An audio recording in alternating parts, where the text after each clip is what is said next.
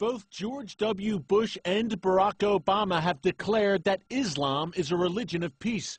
Anjem Chowdhury begs to differ. You can't say that Islam is a religion of peace, because Islam, it does not mean peace. Islam means Islam submission. So the Muslim is the one who submits. You know, there's a place for violence in Islam. There's a place for jihad in Islam. Chowdhury is the leader of Islam for UK, a group recently banned in Britain under the country's counter-terrorism laws. He wants Islamic Sharia law to rule the United Kingdom and is working to make that dream a reality. He's seen here converting a 10-year-old British boy to Islam.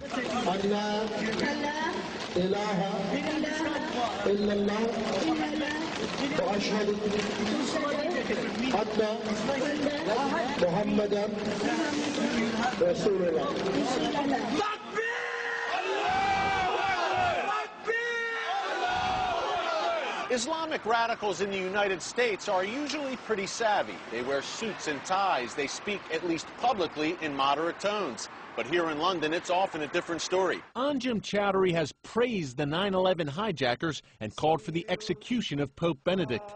Chowdhury told CBN News his group is a non-violent political and ideological movement that resides in the UK under a covenant of security. Yet he openly praises violent jihad. The Quran is full of, jihad is the most talked about duty in the Quran after Tawheed, belief.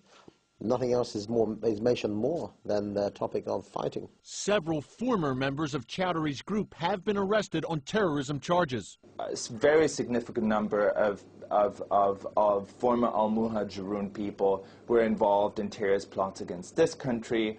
A number of people have actually gone to Afghanistan, joined the Taliban, and died fighting for the Taliban. Chowdhury refuses to condemn acts of terror, including 9/11 and the July 7, 2005 London bombings, which killed 52 people. What were your thoughts on the 7/7 bombings? Did you condemn them? Did you support them? For the people who carried it out, it was legitimate. If you look at the will of Muhammad Siddiq Khan and Shijat Tanvir, they will justify it, and they will bring many verses from the Quran and many statements to say that that's the Islamic argument. And it's a difficult Islamic argument to refute, and there are many scholars who support that argument as well. Chowdhury says his group is merely following core Islamic teachings.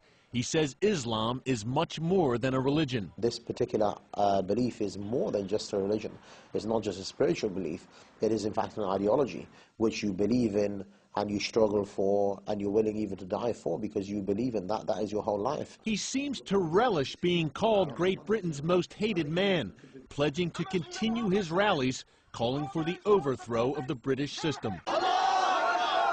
Eric Stakelbeck, CBN News, London.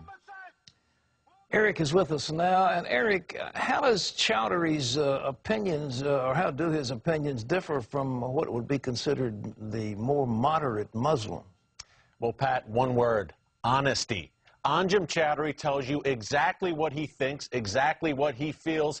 He wants Islamic Sharia law, he supports jihad, and he doesn't like Christians and Jews. And he'll tell you that to your face, Pat. It's a lot different than here in the U.S. You know, I've interviewed so many Muslim leaders, supposedly moderate Muslim leaders here in the U.S., who tell me one thing on camera, but behind the scenes, when they're talking to fellow Muslims, they say quite another thing. It's the old Yasser Arafat rule, Pat. Say one thing to a Western audience, another thing to a Muslim audience. I think our viewers should consider this interview with Anjem Chowdhury an education. He is telling you exactly what they really believe, and we need to prepare for it. How do you think George Bush and our current president got so snookered? Maybe our president isn't snookered. Maybe he's a crypto-Muslim. I don't know. What do you think? You know, Pat, it's tough to say. I think honestly, there's just an ignorance about Islam. If you look back to the Cold War, you look back to the 1980s, Ronald Reagan was a guy who devoured everything he could get his hands on about communism, Marxism, Stalinism, the Soviet Union. He knew the enemy. I think our political leaders today, Pat, on both sides of the aisle are completely ignorant about Islam. We had a Democratic leader just 3 years ago who didn't know the difference between Shia and Sunni, and this was a guy sitting on an Intel committee, Pat. So there's ignorance across the board.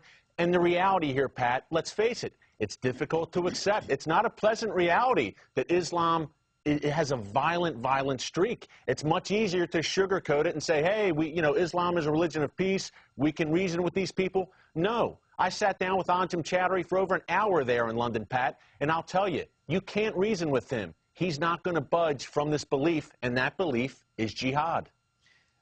What do you think about political correctness? Have the American people been so seduced by political correctness that they refuse it? We won't even mention Islam now in official proclamations. Political correctness, Pat, could end up being the death of us. I think political correctness right now is killing Europe.